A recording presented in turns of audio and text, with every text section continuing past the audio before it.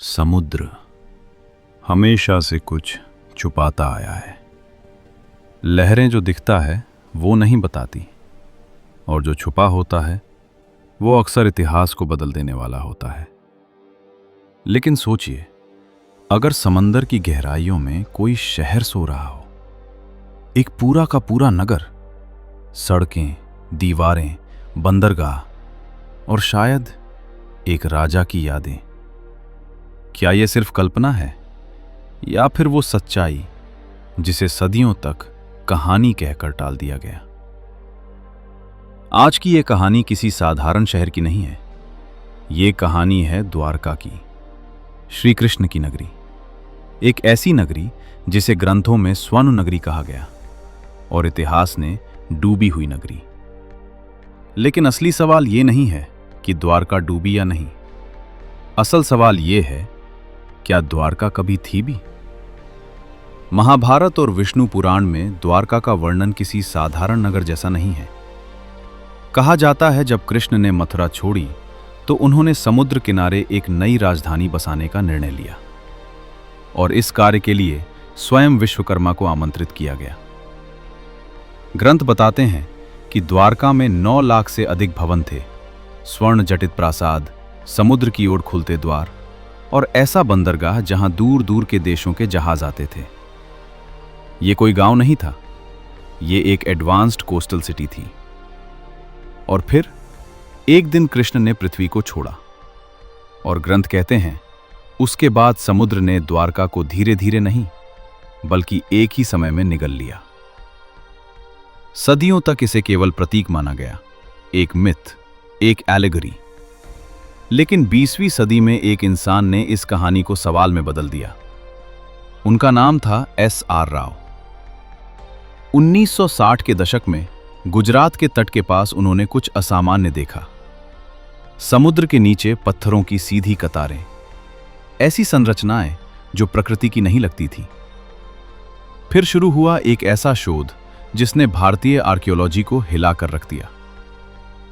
1963 से 1984 तक डाइवर्स और अंडर वाटर कैमरा समुद्र की गहराइयों में उतरे, और जो उन्होंने देखा वो सिर्फ चट्टानें नहीं थीं।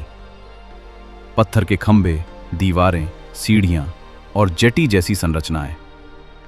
लगभग 30 से 40 फीट नीचे एक पूरी सेटलमेंट समुद्र के नीचे पाई गई। साथ में मिले लाल रंग के पॉटरीज, मनके, तांबे के टुकड़े, जिनकी उम्र 3500 साल से भी ज्यादा आंकी गई। अब सवाल और गहरा हो गया, क्या यह वही द्वारका थी जिसका जिक्र ग्रंथों में है? रेडियो कार्बन डेटिंग ने बताया कि ये संरचनाएं 1500 से 2000 BCE के बीच की हैं, यानी वही समय जिसे कई विद्वान महाभारत काल के आसपास मानते हैं। इतिहासकार बंट गए।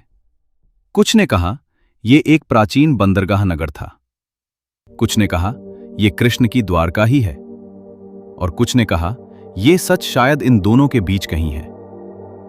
लेकिन अब आता है सबसे बड़ा प्रश्न, द्वारका डूबी कैसे? एक थियरी कहती है कि समुद्र का जलस्तर धीरे धीरे बढ़ा। दूसरी कहती है कि टेक्टोनिक मूवमेंट हुआ, भूकंप आया और तट धंस गया। कुछ वैज्ञानिक सुनामी की संभावना भी बताते हैं, और इरोजन, समुद्र का लगातार भूमि को काटते जाना। लेकिन ग्रंथ एक अलग कहानी कहते हैं। वे कहते हैं कृष्ण के प्रस्थान के बाद समुद्र ने नगर को वापस ले लिया, जैसे द्वारका केवल तब तक थी जब तक कृष्ण थे। आज की द्वारका एक जीवित तीर्थ है, लेकिन समुद्र के नीचे शायद एक और द्वारका है, शांत, अदृश्य और अधूरी कहानी लिए हुए। कृष्ण को अक्सर केवल भगवान के रूप में देखा गया, लेकिन द्वारका हमें याद दिलाती है कि वे एक राजा भी थे, एक स्ट्रैटेजिस्ट और एक विजनरी लीडर। बेट द्वारका, मॉडर्न द्वारका टेम्पल और सबमर्ज्ड स्ट्रक्चर्स, सब एक ही कथा के अलग अलग अध्याय हो सकते हैं। आज मरीन आर्कियोलॉजी नई तकनीकों के साथ फिर से द्वारका की ओर लौट रही है। सोनार स्कैनिंग, AI बेस्ड मैपिंग और डीप सी एक्सप्लोरेशन शायद आने वाले समय में और परतें खोल दें। सरकार की योजना है कि द्वारका को एक अंडर वाटर हेरिटेज साइट के रूप में विकसित किया जाए। लेकिन तब भी शायद एक सवाल हमेशा बाकी रहेगा। क्या द्वारका सिर्फ एक डूबी हुई नगरी है, या फिर एक ऐसा सच जो हमें यह सिखाता है कि मिथोलॉजी और हिस्ट्री हमेशा अलग अलग नहीं होती। द्वारका, भारत की अटलांटिस, एक शहर जो डूबा जरूर लेकिन मिटा नहीं। अगर आपको हमारी ये कहानी सोचने पर मजबूर करे तो वीडियो को